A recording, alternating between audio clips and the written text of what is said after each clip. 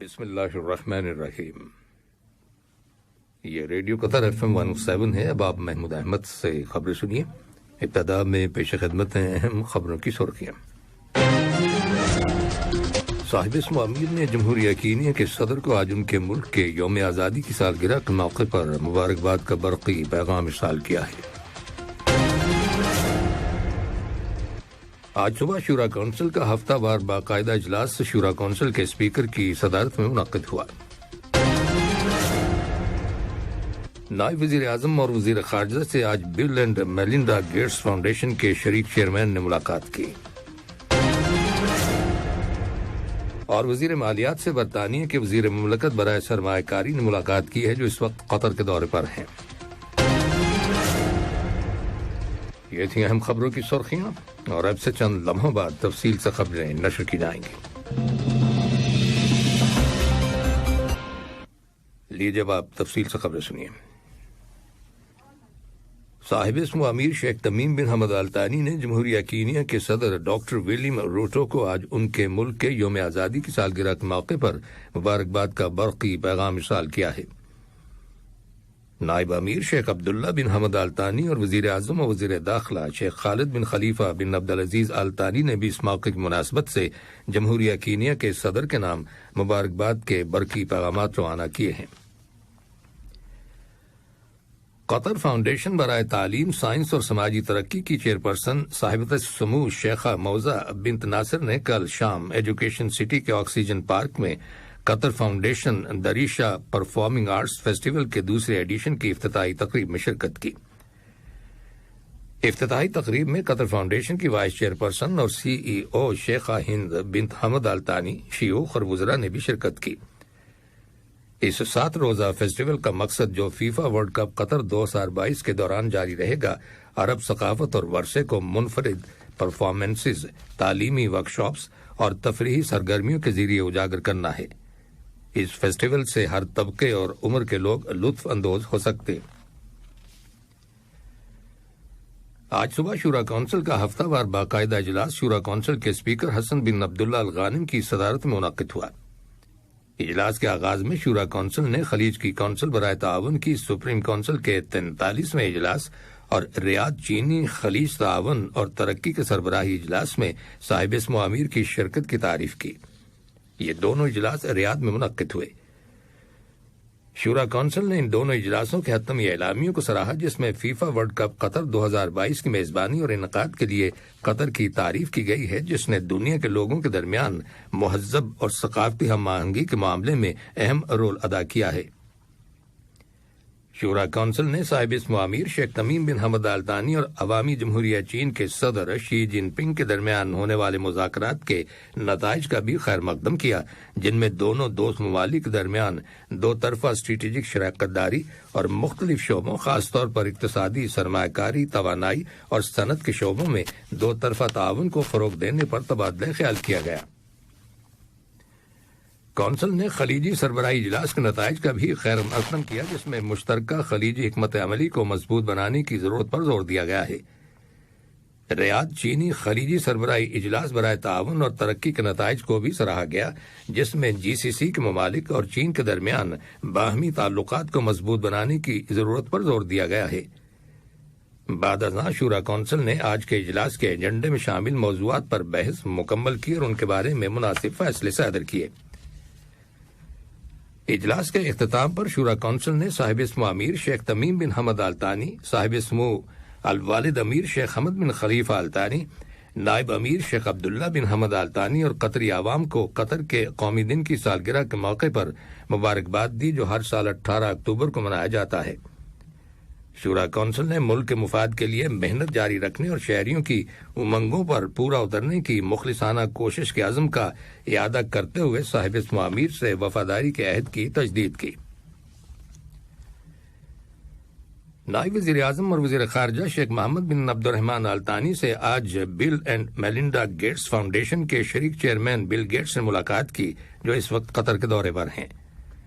ملاقات کے دوران قطر فنڈز فار ڈیولپمنٹ اور بل اینڈ میلنڈا گیٹس فاؤنڈیشن کے درمیان دو طرفہ تعاون، بالخصوص زراعت اور صنعت کے شعبوں میں تعاون کو فروغ دینے کے بارے میں تبادلہ خیال کیا گیا۔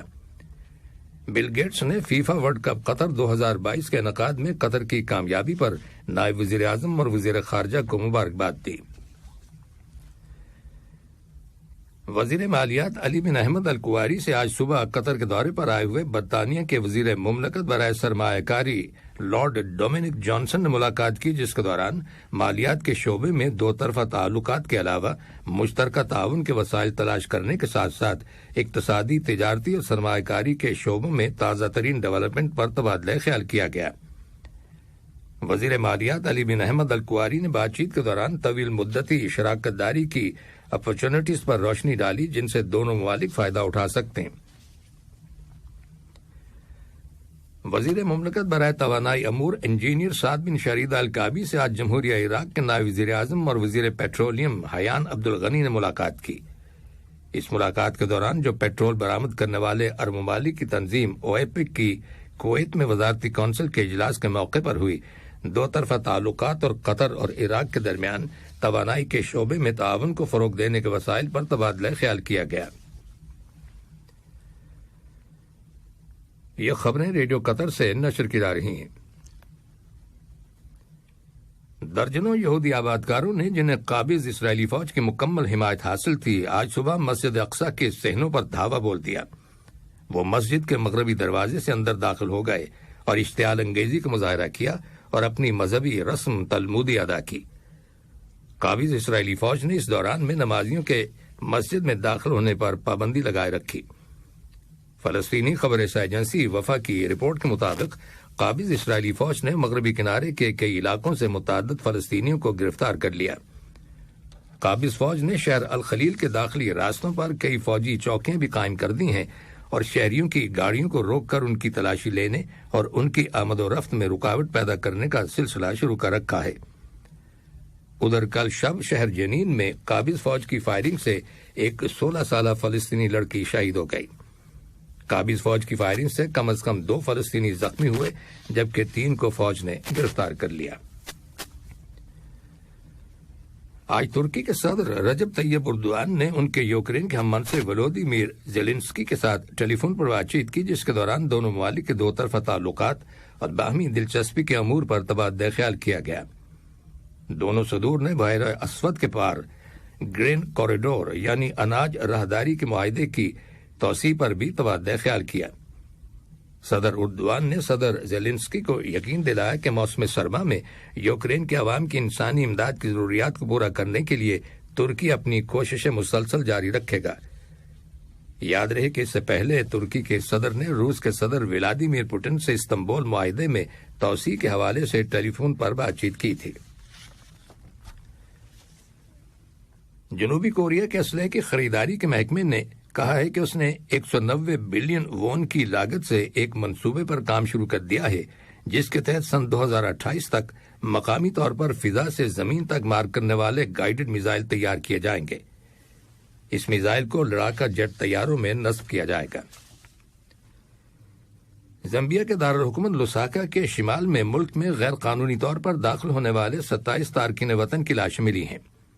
حکام کا کہنا ہے کہ متاثرین تمام مرد تھے جن کی عمریں 20 سے 38 سال کے درمیان تھیں اور امکان ہے کہ ان کی موت بھوک اور تھکن کی وجہ سے ہوئی۔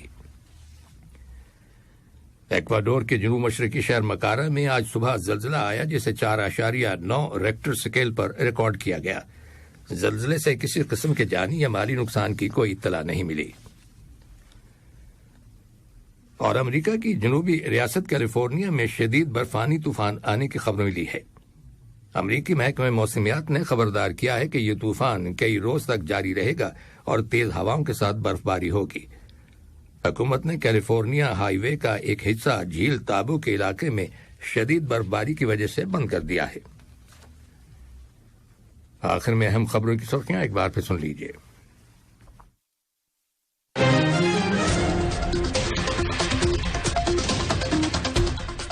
صاحب اسم امیر نے جمہوریہ کینیا کے صدر کو آج ان کے ملک کے یوم آزادی کی سالگرہ کے موقع پر مبارکباد کا برقی پیغام ارسال کیا ہے۔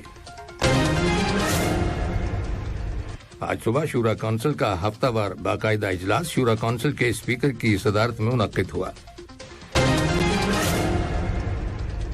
نائب وزیر اعظم اور وزیر خارجہ سے آج بل اینڈ میلنڈا گیٹس فاؤنڈیشن کے شریک چیئرمین نے ملاقات کی اور وزیر مالیات سے برطانیہ کے وزیر مملکت برائے سرمایہ کاری نے ملاقات کی ہے جو اس وقت قطر کے دورے پر ہیں۔ ریڈیو قطر سے خبروں کا آج کا دوسرا بلیٹن ختم ہوا۔ محمود احمد اور تکنیکی معاون سلال سالم کو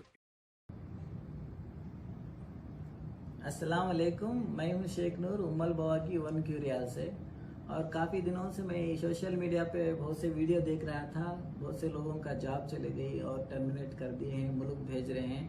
تو ایسے ویڈیو دیکھ کے یاد آیا کہ اپنے کمپنی میں ہائر کر رہے ہیں لوگوں کو جو بھی ٹرمینیٹ ہو گئے ہیں، ملک جانے کی فراق میں ہیں۔ تو ایسے لوگ اگر قطر میں ہو کے کام ڈھونڈ رہے ہیں، کام چینج کرنا چاہتے ہیں تو اپنے کمپنی میں ہائر کر رہے ہیں۔ مجھ سے کانٹیکٹ کیجئے، اگر ہو سکتا ہے آپ کو انٹرویو میں پاس ہو جائیں گے تو ہم لوگ اپنے کمپنی میں لیں گے اور چینج بھی کر لیں گے۔ اور ملک جانے سے اچھا ہے ادھر ہی ہو کے چینج کر لیجئے، اور کسی کو ضرورت ہے تو یہ ویڈیو ان کو آپ کے دوست وغیرہ ان کو بھی شیئر کیجئے تاکہ وہ ملک جانے سے اچھا ہے اپنے کمپنی میں چینج کر کے اپنے یہاں پر ہی کام کریں۔ تو ایسے لوگوں کو میں کام بھی دے سکتے ہیں اور چینج بھی کر سکتے ہیں۔ اگر ٹرمینیٹ ہو گئے ہیں نو پرابلم، ہم اپنے کمپنی میں ہائر کر کے لے لیں گے۔ Thank you.